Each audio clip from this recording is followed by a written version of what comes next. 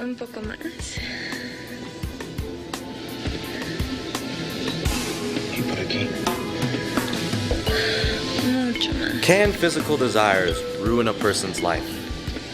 Are we in control of our thoughts and behaviors? Or are we influenced by external forces beyond our control? Can we trust our inner subjective experiences?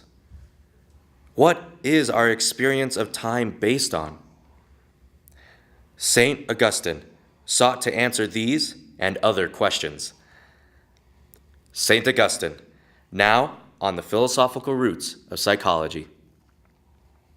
The Greek Empire, which fostered thinkers like Thales, Socrates, Plato, and Aristotle, was conquered by the Romans when Augustus became the Roman emperor in 27 BC. As the Roman Empire expanded, during the next 400 years, it came into contact with Greek mystical and philosophical thought, the monotheism of Persia, and Indian mysticism. Parts of all three strains of thought were to be incorporated in Christian theology. St. Augustine was noted for incorporating Platonic ideas in Christian theology. St. Augustine was born in 354 AD and died in 430 AD. At about this time, the paddle wheel boat was invented in the Roman Empire.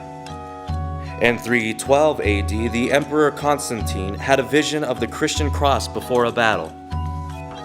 He won the battle and attributed the victory to the Christian God.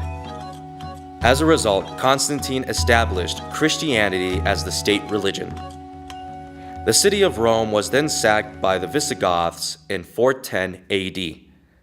The last Roman emperor abdicated the throne in 476 AD. Thus, Augustine developed his theories during the fall of the Roman Empire. Augustine converted to Christianity at 32. Before his conversion, Augustine lived a lusty life. He had 2 mistresses and bore a child by one. Through the efforts of his mother, Augustine began to believe that he was wasting his life. His conversion followed.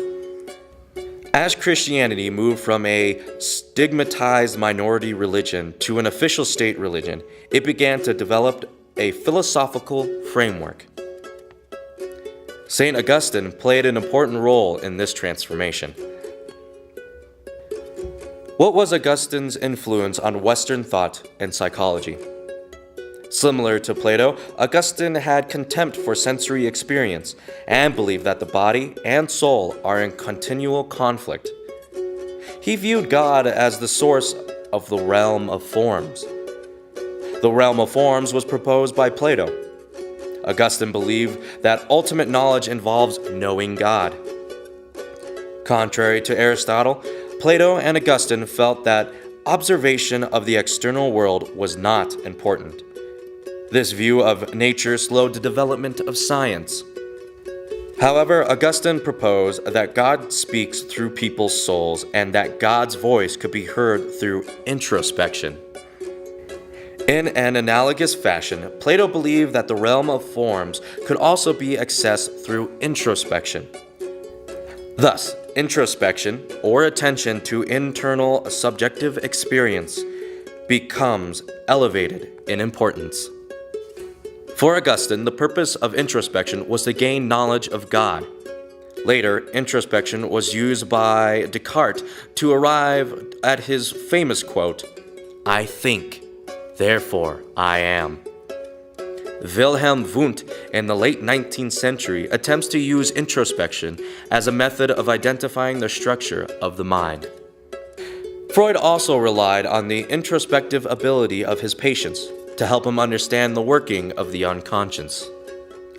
Augustine's emphasis on intersubjective experience was accompanied by a focus on an internal locus of personal control.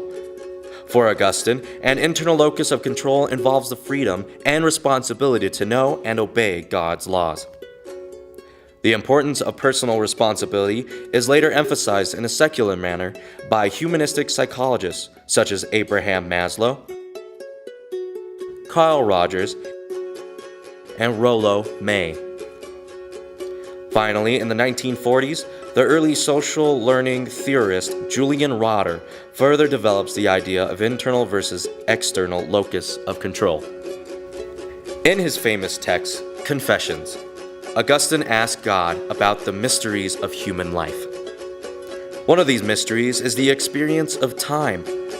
Augustine believed that God lived an eternal present, but humans experience a past, present, and future. How does this happen?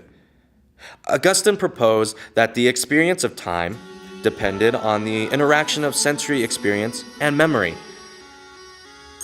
Previous sensory experience is labeled the past. Current sensory experience is labeled the present. Anticipated sensory experience is defined as the future. Augustine proposed that experience leaves traces in the mind. These mental traces provide us with a sense of time. The idea of mental traces anticipates a central idea in current cognitive psychology. Why is Augustine important to psychology? First, his distrust of sensory experience and observation slows the development of modern science and scientific psychology. Second, his focus on intersubjective experience plays an important role in the 20th century humanistic psychology. Third, the idea of inner control is reflected in the notion of locus of control in later social learning theory. Finally, Augustine's exploration of experience of time leads him to introduce the idea of memory traces.